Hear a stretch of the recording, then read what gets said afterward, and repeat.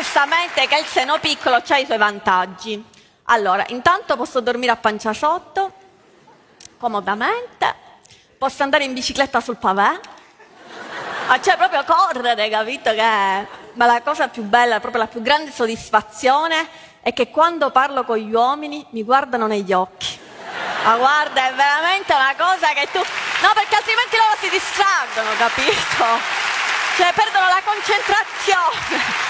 Cioè, è scientificamente provato che più è grosso il seno di una donna, più si rimpicciolisce il cervello degli uomini. Cioè, proprio è scientifico. L'altra volta ho fatto sta battuta e una signora dal pubblico ha detto: brava, tu sì che sei una donna con le palle. Allora, signore, io già non c'ho le tette, che dobbiamo fare? Non mi sembra il caso. Comunque, diciamo che la cosa